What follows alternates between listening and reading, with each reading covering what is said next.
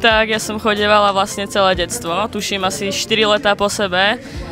Vlastne ešte na Slovensku sa usporiadavali tiež také veľké kempy a myslím si, že to je veľmi super vec.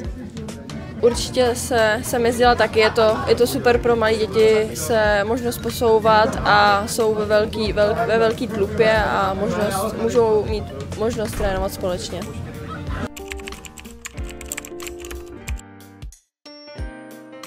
No tak pre mňa asi úplne z začiatku úplne ani nie, lebo ja som z rodiny, kde sú vlastne všetci lyžiari, takže som na začiatku lyžovala. Ale potom vlastne mi to nejak prirastlo k srdcu a asi od 9 rokov som vlastne potom už hrávala len futbal. Tak já jsem to taky měla, takže jsem si vybírala jsem si mezi hokejem a fotbalem kvůli taťkovi, který hrál celý život hokej, ale pak jsem si nakonec vybrala fotbal.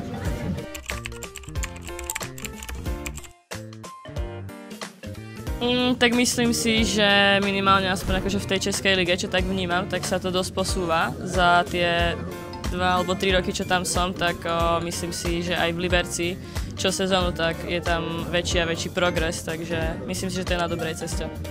Je to tak, každým rokem se ten ženský fotbal posouvá, ať už je to finančně a celkově kvalitou té ligy.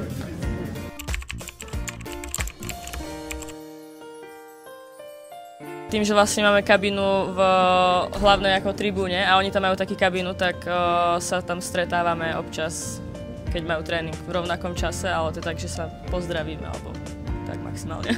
Tím, že máme tréninky hlavně večer a chlapi mají ráno, tak je to občas vlastně, že se tak občas myhneme v té kabině.